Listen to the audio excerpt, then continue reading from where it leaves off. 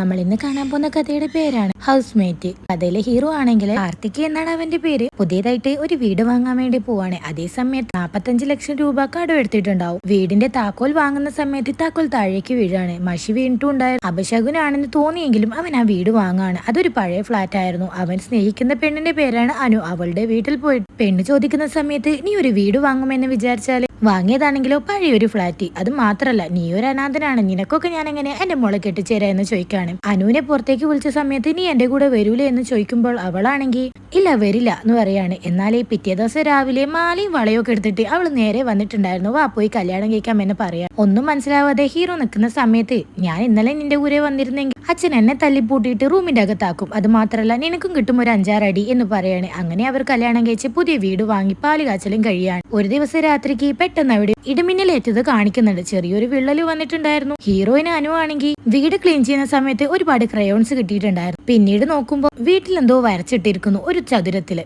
അവൻ പറയും ഇതിന് മുന്നേ താമസിച്ച വീട്ടില് കുട്ടികൾ ഉണ്ടായിരിക്കാം, അതുകൊണ്ടായിരിക്കും ഇങ്ങനെ സംഭവിക്കുന്നത്. ഇവിടെ കാർത്തിക്കിനാണെങ്കിൽ ഓഫീസിൽ വലിയൊരു പ്രൊജക്റ്റും കിട്ടുകയാണ്. അതിന് ഇന്ന സമയം കൊണ്ട് ചെയ്തില്ലെങ്കിൽ നിന്റെ പണി പോകും മോനെ എന്നും അവര് പറയുന്നുണ്ടാവും. ഹീറോയിൻ കുളിക്കുന്ന സമയത്ത് എന്തോ ഒരു സൗണ്ട് കേൾക്കാണ്. പെട്ടെന്ന് നോക്കുമ്പോൾ എന്താ ആരോ TV ഓൺ ആക്കിയിരിക്കുന്നു. കാർട്ടൂൺ വെച്ച് അത് അവിടെ തന്നെ വെക്കുന്നു. റിമോട്ടർ പൊന്തി പോകുന്നതും എല്ലാം അവള് കണ്ടിട്ടുണ്ടായിരുന്നു. ഇതൊക്കെ കണ്ട് പേടിച്ചിരിക്കാണ് നമ്മളെ ഹീറോ. പെട്ടെന്ന് വീണ്ടും കാർട്ടൂണിന്റെ സൗണ്ട് കൂടിയതും അവൾ ഓടിപ്പോയി ആ TV അങ്ങ് ഓഫ് ചെയ്യാണ്. ഇപ്പോഴാണെങ്കിൽ ആ വീടിന്റെ ചിത്രം പോലെയായി മാറിയിട്ടുണ്ട്. ആദ്യം ഒരു ചതുരം മാത്രമായിരുന്നു ഉണ്ടായത്, ഇപ്പൊ അത് പൂർണ്ണമായും ഒരു വീടാക്കി മാറിയിട്ടുണ്ട്. വീട്ടിലിരിക്കാൻ പേടിച്ച ഹീറോയിൻ പാർക്ക് പോയിരിക്കാണ്. കാർത്തിക് അവിടത്തേക്ക് വന്ന സമയത്ത് എന്ത് പറ്റിയെന്ന് ചോദിക്കുമ്പോൾ വീട്ടിൽ ഇങ്ങനെയൊക്കെ സംഭവിച്ചുകൊണ്ട് എന്തോ എനിക്ക് പേടിയാവുന്നു എന്ന് പറയാണ്. ഇവിടെ സീൻ കട്ടായി വേറെ സീൻ കാണിക്കാണ്. ഒരു കുട്ടി പയ്യനെയാണ് കാണിക്കുന്നത്. അവന്റെ പേര് മഹി എന്നാണ്. അവൻ വീഡിയോ ഗെയിം കളിച്ചുകൊണ്ടിരിക്കുന്ന സമയത്ത് അവന്റെ റൂമിലെ ഫാൻ തനിയെ ഓൺ ആവുന്നു, ലൈറ്റ് തനിയെ ഓൺ ആവുന്നു. ഇതൊക്കെ കണ്ട് പേടിച്ച് നിൽക്കുന്ന സമയത്ത് കബോർഡും തുറന്നു വരുന്ന കാണാണ്. പയ്യൻ പോയി നിന്നതും അവനെ അതിന്റെ ഉള്ളിലേക്ക് ആരോ പിടിച്ച് തള്ളിയിടുന്ന പോലെയും കാണിക്കും.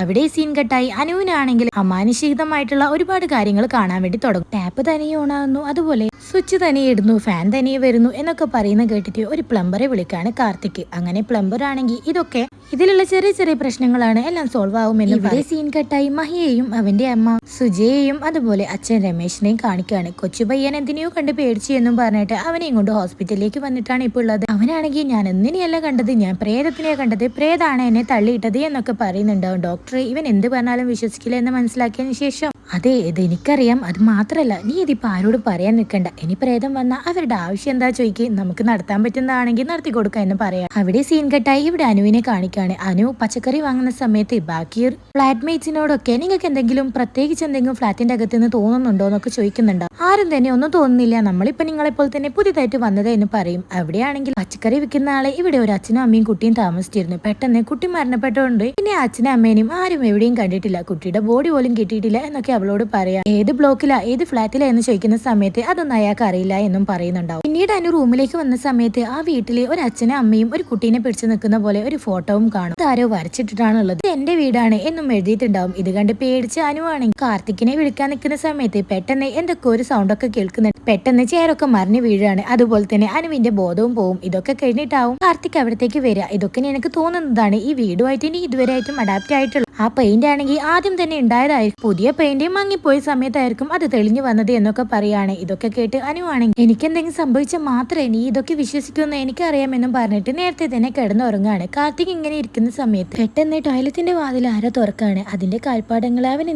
ശരിക്കും കാണാൻ പറ്റുന്നുണ്ടായിരുന്നു. അനു പറഞ്ഞത് സത്യമാണെന്ന് മനസ്സിലാക്കി അവരാണെങ്കിൽ ഒരു പൂജാരിനെ വിളിച്ചു കൊണ്ടുവരാണ്. ഇതിൽ ഞാൻ ഉപ്പിട്ടിട്ടുണ്ട്, ആ ഉപ്പ് അലിഞ്ഞു പോയിനെങ്കിൽ ഇവിടെ ഒന്നുമില്ല, അഥവാ ഉപ്പ് അലിഞ്ഞിട്ടില്ലെങ്കിൽ ഇവിടെ പ്രേതം ഉണ്ട് എന്നാണ് അർത്ഥം. അത് മാത്രല്ല ജപിച്ച തേങ്ങയാണ്, തേങ്ങ കറങ്ങാണെങ്കിൽ ഇവിടെ പ്രേതമുണ്ട്, അനങ്ങിയിട്ടില്ലെങ്കിൽ പ്രേതമില്ല എന്ന് പറയാണ്. കുറച്ചു സമയം കാത്തു നിന്നതും ഒന്നും തന്നെ സംഭവിക്കില്ല. അതേ സമയത്താണ് പൂജാരി ഇവിടെ ഒന്നുമില്ല, കുറച്ച് എല്ലാം സുഖമാണ് ഈസിയാണെന്നൊക്കെ പറഞ്ഞിട്ട് പോകുന്നുണ്ട്. പെട്ടെന്ന് കോളിംഗ് ബെല്ല് അടിക്കാണ്. ആരോ തുറന്നിട്ട് അകത്തേക്ക് കയറി വരുന്ന പോലെ തോന്നാണ്. അതേ സമയത്താണ് ചുമരില് ഇവിടെ ആരെങ്കിലും ഉണ്ടോ എന്ന് എഴുതി കാണിക്കും, അതും തമിഴിൽ. കാർത്തിക് ആണെങ്കിൽ കണ്ട് പേടിച്ച് നിൽക്കുന്ന സമയത്ത് അനുവാണെങ്കിൽ റിപ്ലൈ കൊടുക്കടാ, ആരെങ്കിലും നമ്മളോട് കമ്മ്യൂണിക്കേറ്റ് ചെയ്യാൻ നോക്കുന്നതായിരിക്കും എന്ന് പറയാം. യെസ് എന്ന് കറിയാണ്. പേരെന്താണ് ചോദിക്കുന്ന സമയത്ത് കാർത്തിക് എന്ന് എഴുതാണ്. സീൻ കട്ടായി നമ്മളെ മാഹിനെ കാണിക്കുക. അവനാണ് ഇവിടെ എഴുതിയിട്ടുണ്ടായത്. അതായത് ഡോക്ടർ അവനോട് പറഞ്ഞിട്ടുണ്ടായിരുന്നല്ലോ പ്രേതങ്ങളോട് കമ്മ്യൂണിക്കേറ്റ് അതായത് കമ്മ്യൂണിക്കേറ്റ് ചെയ്യണമെന്ന്. അതുകൊണ്ടാണ് അവൻ അങ്ങനെ ചോദിച്ചിട്ടുണ്ടാകുക. അച്ഛനും അമ്മേനെയും വിളിച്ച സമയത്ത് ഇവർക്കും ആകെ ടെൻഷൻ ആവുകയാണ്. രമേശ് എഴുതാണ് നിങ്ങൾ ഇവിടുന്ന് വിട്ടു പോകണം, ഞങ്ങളെ വീടിന്ന് വിട്ടു പോകണം എന്ന്. എന്നാലേ കാർത്തിക്കുവാനും ഇത് തന്നെ എഴുതാണ്. ഷെടാ നമ്മൾ എന്തിനാ ഇവിടുന്ന് വിട്ടു പോകുന്നത് എന്ന രീതിയിൽ നിൽക്കുമ്പോഴാണ് പരസ്പരം നമ്മൾ പോലെ നിങ്ങൾ പോണം, നിങ്ങൾ മരിച്ച സമയത്ത് എന്തെങ്കിലും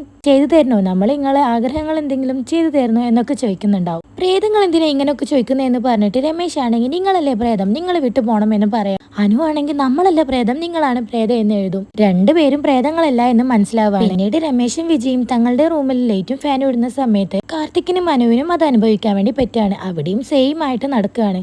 ഇതാണെങ്കിൽ അവർ രണ്ടുപേരും ചുമരിലെഴുതിയിട്ട് പരസ്പരം അറിയിക്കുന്നുണ്ടാവും. അനുവും കാർത്തിക്കും ആ വീട്ടിൽ എന്ത് ചെയ്താലും അത് തന്നെ രമേശിനും സൂചിക്കും അറിയാൻ വേണ്ടി പറ്റും. യഥാർത്ഥത്തിൽ അവിടെ ചിത്രം വരച്ചിട്ടുണ്ടായത് മഹിയാണ്. അവൻ ഓരോ ദിവസവും കുറച്ചായിട്ട് വരക്കും. കിച്ചണിൽ ഉണ്ടായ കാര്യങ്ങളും അതുപോലെ TV ഓൺ ചെയ്തതും ഡോറും വാതിലും വലിച്ചെറിഞ്ഞതും കസാരയൊക്കെ താഴെയിട്ടത് ഇതൊക്കെ മഹിയും അവന്റെ ഫ്രണ്ട്സും ആയിരുന്നു. ബാത്റൂമിൽ പോയത് മഹിയായിരുന്നു. അതുപോലെ മഹീനെ ഡോർ അടച്ച് പുറത്താക്കിയത് മറ്റാരുമല്ല, നമ്മളെ അനു തന്നെയായിരുന്നു. കാരണം ഇവർക്ക് പരസ്പരം കാണാൻ വേണ്ടി പറ്റൂ. നിങ്ങൾ എവിടെയാണ് താമസിക്കുന്നത്, ഏത് ബ്ലോക്കാണ് എന്നൊക്കെ ചോദിക്കാൻ രണ്ടുപേരും ഒരേ പേരും ഒരേ ഫ്ലാറ്റ് നമ്പറും എഴുതുന്ന കണ്ടിട്ട് ആകെ സ്തംഭിച്ചു നിന്നിട്ടാണുള്ളത്. ഇതെങ്ങനെ സംഭവിക്കും എന്ന രീതിയിൽ നിൽക്കുന്ന സമയത്ത് രണ്ടുപേരുടെ നമ്പർ എഴുതാൻ പറയാണ്. നമ്പറിലേക്ക് വിളിച്ചു നോക്കുന്ന സമയത്ത് ഈ നമ്പറേ എക്സിസ്റ്റ് ചെയ്യുന്നില്ല എന്നാണ് പറഞ്ഞത്. എന്നാ പിന്നെ പാർക്കിലേക്ക് വാ, അവിടെ വെച്ച് കാണാലോ എന്ന് പറയാണ്. രണ്ടുപേരും പുറത്തേക്ക് വരുന്നുണ്ട്. ഇപ്പോഴാണ് നമ്മളൊരു കാര്യം കാണിക്കുന്നത്. അതായത് രമേശ് സുജി നിൽക്കുന്നിടയ്ക്ക് നല്ലപോലെ മഴ പെയ്യുന്നു. കാർത്തിക്കും മനുവും നിൽക്കുന്നിടയ്ക്ക് മഴ പെയ്യുന്നില്ല. രമേശ് ദേഷ്യം വന്നിട്ട് ഈ മഴയത്ത് എത്ര സമയം ഞാൻ നിങ്ങളെ കാത്തു നിന്നു എന്നറിയാമെന്ന് ചോദിക്കുകയാണ്.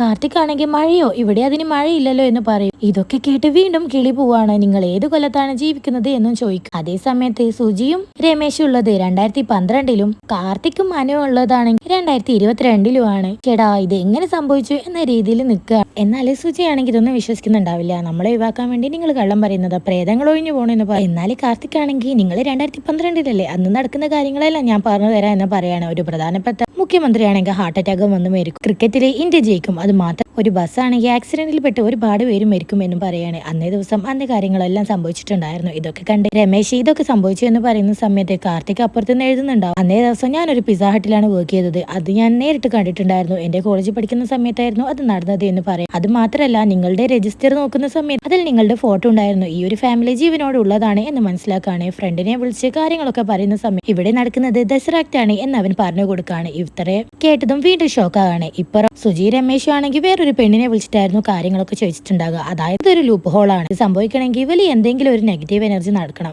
ഒരുമാതിരി ഇടിമിന്നലൊക്കെ പോലെ. ഇപ്പൊ നിങ്ങൾ 2012-ലും അവരുള്ളത് 2022-ലാണെന്ന് തന്നെ വെച്ച് ഇത് രണ്ടും രണ്ട് യുഗങ്ങളാണ്. എന്നാൽ ഈ ഒരു പേപ്പർ മടക്കുന്ന സമയത്ത് കണ്ടില്ലേ, രണ്ടും കൂടെ ഒരു ലൂപ്പ് ഹോൾ പോലെ ഒരു ലൈൻ നടക്കുന്നു. ഇത് തന്നെയാണ് ഇവിടെയും സംഭവിച്ചത്. ഒന്നിക്കലേ വല്ല ഇടിമിന്നലോ മറ്റോ ഉണ്ടാവണം എന്ന് പറയാണ്. കഥയുടെ തുടക്കത്തിൽ അങ്ങനെ ഒരു ഇടിമിന്നൽ ഇവിടെ സംഭവിച്ചിട്ടുണ്ടായിരുന്നു. അതിനുശേഷമാണ് ഇങ്ങനെ സംഭവിച്ചത്. നിങ്ങൾക്ക് പരസ്പരം കാണാൻ പറ്റില്ല, പക്ഷേങ്കിൽ കോമൺ ആക്റ്റുള്ള സാധനങ്ങളെല്ലാം തന്നെ ഉപയോഗിക്കാൻ പറ്റും. അവിടെയുള്ള സാധനങ്ങളാണ് ഇവിടെയുള്ളത്. ഇതൊക്കെ കൊണ്ട് തന്നെയാണ് ഒരാൾ അന്മാരെ തുറക്കുമ്പോൾ രണ്ടാമത്തെ ആക്കും അത് തുറക്കുന്ന പോലെ ഫീൽ ആവുന്നത്.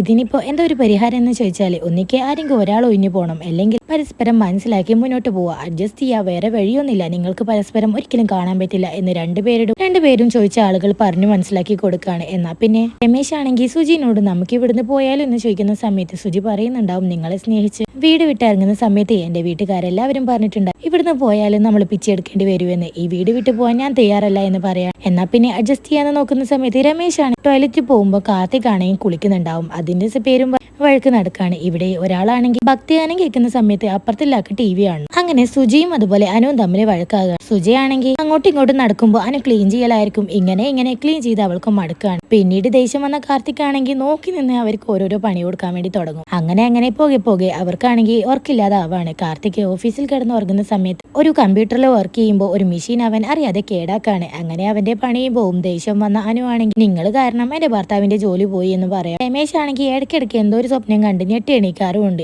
അങ്ങനെ അവരോരൊന്നും സംസാരിച്ച് അന്നൊരു ദിവസം പോവാണ്. രണ്ടുപേരുടെയും വയറിംഗ് കണക്ഷനൊക്കെ മാറ്റാമെന്നും പറഞ്ഞിട്ട് രമേശാണ് വയറും കടിച്ചു പിടിച്ചിരിക്കുന്നുണ്ടാവും. അതേ സമയത്ത് ഇത്ര സമയം മുതൽ ഇത്ര സമയം വരെ മെയിൻ സ്വിച്ച് ഓണാക്കറേ എന്ന് എഴുതി വെച്ചിട്ടുണ്ടാവും. ഇത് കാണാതെ സുജയല്ല അനു ആണെങ്കിൽ മെയിൻ സ്വിച്ച് ഓണാക്കിയിട്ടുണ്ടാവും. എന്നാൽ പെട്ടെന്ന് ആ ഒരു നോട്ട് കണ്ടതും അവൾ അത് പോയി ഓഫാക്കാണ്. ഇതൊന്നും അറിയാതെയാണ് അവിടത്തേക്കാണെങ്കിൽ രമേശ് വന്നിട്ടുണ്ടാവും. അതേ സമയത്ത് അവിടെ അനു ഉണ്ടാവില്ല. ഇവനാണെങ്കിൽ കറണ്ട് പോയതും മെയിൻ സ്വിച്ച് ഓഫാക്കിയതും കാണാണ്. പെട്ടെന്ന് പോയിട്ട് ആ മെയിൻ സ്വിച്ച് ഓണാക്കിയതും ഇപ്പുറത്താണെങ്കിൽ രമേശിന് നല്ലപോലെ ഷോക്ക് അടിച്ച് താഴെ വീണ് പരിക്ക് പറ്റും. അനു ഓടി വന്ന് മെയിൻ സ്വിച്ച് വീണ്ടും ഓഫാക്കിയിട്ട് നീ ഇത് ഇവിടെ എഴുതി വെച്ചത് കണ്ടില്ലേ എന്ന് ചോദിക്കാണ്. സുജിയാണെങ്കിൽ തന്റെ ഭർത്താവിനെ കാണാൻ വേണ്ടി വന്നിട്ടുണ്ടാവും. മഹിയാണെങ്കിൽ അച്ഛൻ പറയരുത് എന്ന് പറഞ്ഞു. ആ കാര്യം തന്നെ അമ്മയോട് അമ്മയോട് പറഞ്ഞു കൊടുക്കാണ്. അവരാണെങ്കിൽ അച്ഛൻ അവിടെ എഴുതി വെച്ചിട്ടും അതൊന്നും നോക്കാതെ വീണ്ടും സ്വിച്ച് ഇട്ടു എന്നാണ് മഹി പറയുന്നത്. ഇവര് പറയുന്നതൊന്നും കേൾക്കാൻ വേണ്ടി സുജ തയ്യാറായിരുന്നില്ല. നിങ്ങൾ എന്നെ ഭർത്താവിനെ കൊല്ലാൻ ശ്രമിച്ചു എന്ന് തന്നെയാണ് പറഞ്ഞത്. അതേ സമയത്ത് മഹി വന്നിട്ട് അവിടെ എഴുതാൻ തുടങ്ങും. നമുക്ക് ഈ പ്രശ്നങ്ങളൊക്കെ മാറ്റി വെച്ചിട്ട് ഒരു ഫാമിലി പോലെ ഇവിടെ അഡ്ജസ്റ്റ് ചെയ്ത് കഴിഞ്ഞൂടെ, വേറെ കുഴപ്പങ്ങളൊന്നും ഇല്ലല്ലോ ചേച്ചി എന്ന് പറയാണ്. അനു ആണെങ്കിൽ ആ കുഞ്ഞിനെ വിചാരിച്ചെങ്കിൽ നമ്മൾ ഈ വീട് വിട്ട് മാറണം, നമ്മൾ കാരണം അവൻ എന്തെങ്കിലും പറ്റിപ്പോയാ പിന്നെ പറഞ്ഞിട്ട് കാര്യമില്ല എന്ന് അവൻ കാർത്തിക്കിനോട് പറയുമ്പോൾ കാർത്തിക്കിനെ സംബന്ധിച്ച് അത് വലിയൊരു കാര്യമാണ്. അതായത് 45 ലക്ഷം രൂപ കട എന്തായാലും വീട് വിട്ട് പോകാൻ പറ്റില്ല എന്ന് പറയാണ്. ആദ്യം വാങ്ങിയ ആളോട് ചോദിക്കുന്ന സമയത്ത് വേണമെങ്കിൽ ഒരു 25 ലക്ഷത്തിന് എങ്ങനെയെങ്കിലും വിറ്റ് തരാമെന്നും പറയുന്നുണ്ട്. ഇവിടെ ഒരാളാണെങ്കിൽ ആ വീട് നോക്കാൻ വേണ്ടി വരുന്നുണ്ടാവും. അതേസമയം ഇവരാണെങ്കിൽ സുജയനോടും രമേശിനോടും പറഞ്ഞിട്ടുണ്ടാവും, നിങ്ങളെ കുറച്ച് സമയത്തേക്ക് പുറത്തു പോകണം, ഒരാൾ വീട് നോക്കാൻ വന്നിട്ടുണ്ട്, പ്രശ്നമൊന്നും ഉണ്ടാക്കരുത് എന്ന്. അവരൊരുപാട് നേരം കഴിഞ്ഞിട്ടായിരുന്നു പുറത്തു പോയി വന്നിട്ടുണ്ടാകുക. എന്നാൽ ഇയാള് എന്നും വീട് നോക്കി കഴിഞ്ഞിട്ടുണ്ടാവില്ല. ഇയാളാണെങ്കിൽ ഇതെന്താ ഓട്ടോമാറ്റിക് ആയിട്ട് ഫ്ലഷ് വർക്ക് ചെയ്യുന്നേ, ഓട്ടോമാറ്റിക് ആയിട്ട് ടാപ്പ് വർക്ക് ചെയ്യുന്നതെന്നൊക്കെ ചോദിക്കുന്ന സമയത്ത് ഇതിങ്ങനെയാണ് നമ്മളുടെ പ്രസൻസ് അറിഞ്ഞുകൊണ്ട് തന്നെ എല്ലാം ചെയ്യുമെന്നും പറയാണ്. എന്നാ പിന്നെ ഈ വീട് ഞാൻ തന്നെ എടുത്തോളാം എന്നും പറയാണ്. പെട്ടെന്ന് ഡോർ ഓപ്പൺ ആകാം. ഇപ്പുറത്താണെങ്കിൽ ഇന്ന് മഹിന്റെ ബർത്ത്ഡേ ഗസ്റ്റ് വന്നതും ഇരിക്കാൻ വേണ്ടി കസേര കൊണ്ട് കൊടുക്കുമ്പോ മഹി ആണെങ്കിൽ ഇങ്ങനെ നടക്കുന്നുണ്ടോ. ഇത് കണ്ട് ആ ഒരു വീട് വാങ്ങാൻ വന്നാള് പേടിച്ചു പോവാണ്. ദേഷ്യം വന്ന് കാർത്തിക്കാണെ കസേര എടുത്ത് വലിച്ചെറിയും. മഹിയുടെ ബർത്ത്ഡേ കേക്കും താഴെ വീണിട്ടുണ്ടാവും. വീണ്ടും ഇവർ തമ്മിൽ പ്രശ്നങ്ങൾ തുടങ്ങാണ്.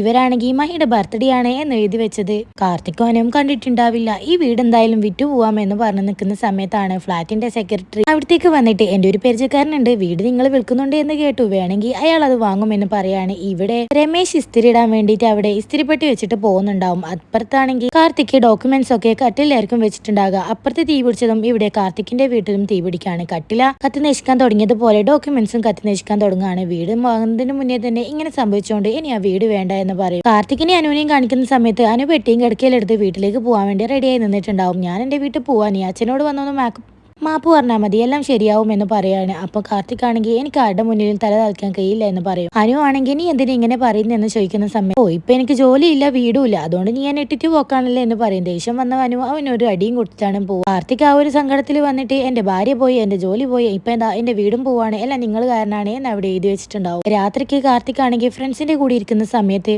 ഒരു ഫ്രണ്ട് പറഞ്ഞു കൊടുക്കും, അതായത് നീയും അവരും തമ്മിൽ കണക്ട് ചെയ്യുന്ന എന്തെങ്കിലും കാര്യം ഉണ്ടാവും, ഒന്നിക്കെ അവരിപ്പോ ജീവനോടെ ഉണ്ടാവും 2025 തന്നെ, അല്ലെങ്കിൽ ഒരു മരണപ്പെട്ടിട്ടുണ്ടാവും, പ്രേതങ്ങളായിരിക്കാം, എന്തെങ്കിലും ഒരു രീതിയിൽ കമ്മ്യൂണിക്കേറ്റ് ചെയ്യാൻ നോക്കുന്നുണ്ടാകും, നീ എന്തായാലും അവരെ കണ്ടുപിടിക്കണമെന്ന് പറയാം. ഫ്ലാറ്റ് സെക്രട്ടറിനോട് ചോദിക്കുന്ന സമയത്ത് 2014 വരെ അവർ ഇവിടെ താമസിച്ചിട്ടുണ്ടായിരുന്നു. അതിനുശേഷം ഞാൻ കാനഡയിലേക്ക് പോയി തിരിച്ചു വന്നപ്പോൾ അവർ വീട് ഉപേക്ഷിച്ച് പോയിട്ടുണ്ടായിരുന്നു എന്ന് പറയും. നമ്പറിലേക്ക് വിളിച്ചു നോക്കുന്ന സമയത്ത് ആ ഒരു നമ്പറേ ഉണ്ടാവില്ല. 2014 ശേഷം അവർ ആ നമ്പർ ഉപേക്ഷിച്ചിട്ടുണ്ടാവില്ല. അവർക്ക് എന്തോ സംഭവിച്ചു എന്നാണ് കാർത്തിക് വിചാരിക്കുക. ഇവിടെ സീൻ കട്ടായി. രമേശ് ആണെങ്കിൽ 2012 കാർത്തികിനെ നോക്കി പോവാണ്. കാർത്തിക് ഒരു പിസ്സ ഹട്ടിലാണ് വർക്ക് ചെയ്യുന്നത് എന്ന് പറഞ്ഞിട്ടുണ്ടായിരുന്നല്ലോ, അതുകൊണ്ട് തന്നെ കാർത്തികിന്റെ നമ്പർ വാങ്ങി വിളിക്കും. നിങ്ങൾക്ക് എന്നെ ഓർമ്മയില്ലേ, നിങ്ങൾ എന്നെ 2025 നിന്നും സംസാരിച്ചിട്ടുണ്ട് എന്ന് പറയുമ്പോൾ കാർത്തിക്കിനൊന്നും മനസ്സിലാവില്ല. രാത്രിക്ക് വീട്ടിലേക്ക് വരാൻ പറയാണ്. ഇവിടെയാണെങ്കിൽ ഒരു കമ്പനിയിലും കൂടെ അന്വേഷിച്ചു പോകുന്ന സമയത്ത് 2025 കാർത്തിക്കിന് ആക്സിഡന്റ് ആവാണ്. കയ്യിലുള്ള ഫോട്ടോസ് പറഞ്ഞു പോയപ്പോൾ ഒരു സെക്യൂരിറ്റി ആണെങ്കിൽ എടാ ഇത് നമ്മളെ രമേശ് അല്ലേ എന്ന് പറഞ്ഞിട്ട് 2022 ജീവിക്കുന്ന രമേശിനെ കാണിച്ചു കൊടുക്കും. ചേട്ടൻ എന്നെ മനസ്സിലായോ, നമ്മൾ തമ്മിൽ ഇങ്ങനെ വോളിൽ എഴുതി സംസാരിച്ചിട്ടുണ്ട് എന്ന് പറയുന്ന സമയത്ത് ഇപ്പോഴുള്ള രമേശിന് ഇതൊന്നും അറിയുന്നുണ്ടാവില്ല. അതൊക്കെ പറഞ്ഞിട്ട് കാർത്തിക് ദേഷ്യം പിടിച്ചിട്ട് അയാളുടെ കോളറിൽ കയറി പിടിക്കുന്ന സമയത്ത് ഫ്രണ്ട് ഫോൺ വിളിച്ചിട്ട് പറയും 2012 രമേശിനാണ് ഈ കാര്യങ്ങൾ അറിയാം, എന്നാൽ 2022 രമേശിനോട് നീ എന്ത് ചോദിച്ചാലും അയാൾക്ക് ഇതൊന്നും അറിയുന്നുണ്ടാവില്ല. അതുപോലെ തന്നെയാണ് 2012 രമേശ് 2012 കാർത്തികിനോട് ചോദിച്ചാല് കാർത്തിക്കിനും ഒന്നും അറിയുന്നുണ്ടാവില്ല എന്ന് പറയും. ഇപ്പോഴുള്ള രമേശ് ആണെങ്കിൽ എന്നാ പിന്നെ ഒരു കാര്യം ചെയ്യാം, നിങ്ങൾ പറയുന്നതൊക്കെ സത്യമാണെങ്കിൽ ഞാൻ നിങ്ങളുടെ വീട്ടിൽ രാത്രിക്ക് വരാം, എനിക്ക് ആ വോളിൽ എഴുതിയതൊക്കെ കാണണം എന്ന് പറയും. ഇത് വിളിച്ച് അനുവിനോടും പറയുന്നുണ്ടാവും. അനുവും വന്ന് തന്നെ വീട്ടിലേക്ക് വന്നിട്ടുണ്ടാവും. ഇപ്പൊ രമേശും സുജിയും അവിടത്തേക്ക് വന്നിട്ടുണ്ട്. അവർക്ക് ഒരുപാട് പ്രായമായിട്ടുണ്ടാവും. കാർത്തിക്കും അനുവും എഴുതി കമ്മ്യൂണിക്കേറ്റ് ചെയ്ത കാര്യങ്ങൾ വാളിൽ കാണാണ്. പിന്നീട് അവരതിൽ എഴുതാൻ തുടങ്ങാണ്. അപ്പുറത്ത് നിൽക്കുന്ന ആളുകൾക്ക് മനസ്സിലാകുകയാണ് നമ്മളാണെങ്കിൽ 2022 നമ്മളോട് തന്നെയാണ് സംസാരിക്കുന്നത് എന്ന്. അങ്ങനെ ഒന്നും രണ്ടും പറഞ്ഞ് ഒരുപാട് നേരം സംസാരിക്കുന്നുണ്ടാവും. എന്നാലും അപ്പുറത്തുള്ള സുജയ്ക്ക് അത്ര വിശ്വാസം ഉണ്ടാവില്ല.